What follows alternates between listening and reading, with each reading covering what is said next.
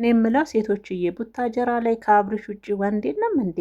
ሴቶች በዚህ ልክ ራሳችሁን ለምንድን ነው የምታረክሱት?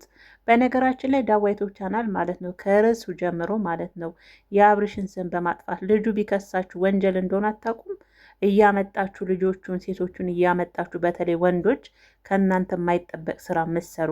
አሁን እች ልጅ ቤተሰቦቼ አብርሽ አለች ከዛሬ 7 ወር በፊት ከነፂ በፊት አለች ደግሞ እኔንም ህይወቴን አበላሽቷል። አሁንም ቢመጣ አብርሽን እቀበለዋለሁ፣ አብርሽን ማግኘት እፈልጋለሁ፣ አብርሽን አፈቅራለሁ የሚል ቪዲዮ ነው ዛሬ የሰሩትና በዚህ አጋጣሚ ማለት ነው ዩቱቦች ራሱ ስም በማጥፋት ልጁ እንደሚከሳችሁ አታውቁም እንዴ? የሆነ ነገር በአብርሽ በነፂ እንኳን አይገባሽም እንደ አንቺ ራሱ ብትሆኝ ማለት ነው። በእርግጥ ልጆቹ አንቺም እንድትፈምሽ ራሳቸውም ለመፈመስ ብለው ያመጡት ነገር ነው። ግን እኮ በህግ ያስጠይቃል። የአንድን ሰው ስም ማጥፋት የሆነ ቀዳዳ አገኘን ብላችሁ ከአብርሽ ውጭ ቡታጀራ ላይ ወንድ እንደሌለ ሴቶችን እያመጣችሁ ራሳችሁም ለመፈመስ እነሱንም ትፈምሳላችሁ ብላችሁ ምንም በማያውቁት ነገር እያመጣችሁ እንደዚህ አይነት ነገር ላይ የምትከቱ ዩቱብ ቻናሎች ልጁ በደንብ አድርጎ ቢከሳችሁ የእጃችሁን ታገኛላችሁ፣ ከርዕሳችሁ ጀምሮ ማለት ነው። ልጅቷንም እንዲህ በይ ብላችሁ ድርሰት የሚመስል ነገር ሰጥታችኋል። ማልቀስ አይሆን መሳቅ አይሆን እንደ ማልቀስ አይሆን አላቅም። ብዙ ኮሜንቶች በልጅቷ ሁኔታ እየሳቃችሁ ነው። ማልቀስ ነው መሳቅ ነው እያላችሁ ቢሆንም ግን ልጅቷ የተሰጣትን ነው እዛ ጋር ልክ የምታነብ የሚመስለው ማለት ነው። እና ምን አይነት ነገር ነው? ሴት ልጅስ በዚህ ልክ እንዴት ነው ራሷ የምታረክሰው?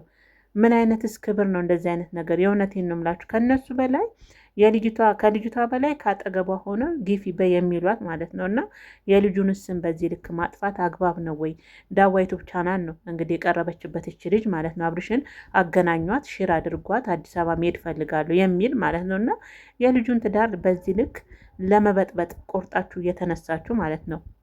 ለመፈመስ የሚሆን ፍራንክ የሚሆን አናቅም ብቻ ግን ቢሆንም አንድን ሰው ስህተት አገኛችሁበትና ያንን ሰው በዚህ ልክ ለማውረድ የምትነሱ ሰዎች ግን እውነት ስነ ስርዓታችሁን ያዙ።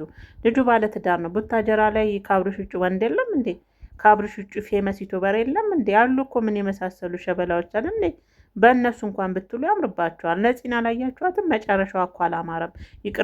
ይቅርታ ጠይቃ ነው ከዩቱብ የተሰናበተችው። ብዙ ብታጠፋም በትዳራቸው ላይ ትንሽም ቢሆን ተጽዕኖ ብትፈጥርም መጨረሻዋ ግን ይቅርታ ጠይቃ የመዳም ቅመሞች አልቀበል ሲሏት ይቅርታ ጠይቃ ነው አይደል የተሰናበተችው። አይታችኋል።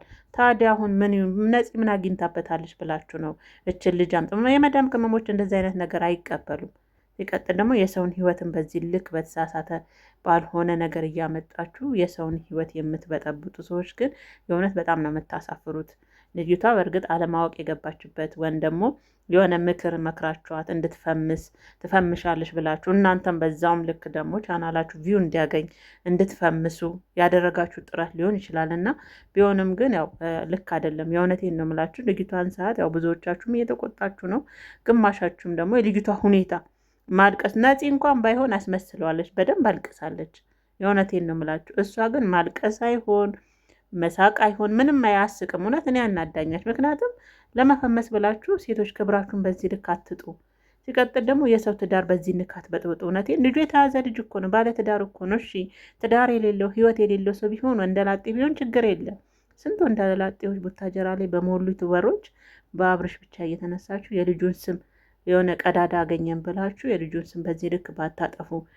ዩቱቦቹም ይህንን እንደዚህ አይነት ቪዲዮ እያመጣችሁ የሰው ትዳር የምትበትኑ ልጁ ከፈለገ ይከሳችኋል። የእውነት ይህ ስም ከማጥፋት ምንም አይተናነስም። እና ሩታ አለችው ነገር መጣ። ነገም ደግሞ አንዷ ሴት መጣ አፍቅሬው ነበረ እንዲህ የምትል እውነትም እንዳለችውም ያው አዲስ ተጀምሯል። አዲስ ድራማ ማለት ነው ቤተሰቦች፣ አዲስ ድራማ እና በጣም ያሳፍራል። ሴቶች በዚህ ልክ ራሳችሁን ባታቀሉ ከአብርሽ ውጭ ቡታጀራ ላይ የለም እስከሚባል ድረስ እንደዚህ ራሳችሁን እንትን ባትሉ ጥሩ አይደል። ነገ ለቤተሰቦቻችሁም ልክ እንደ ነፂ ማለት ነው ውርደትን ነው ቁጭ የምታደርጉት። እንፈምሳለን ብላችሁ የቤተሰብንም ውርደት ቁጭ አድርጋችሁ ነው የምትሄዱት።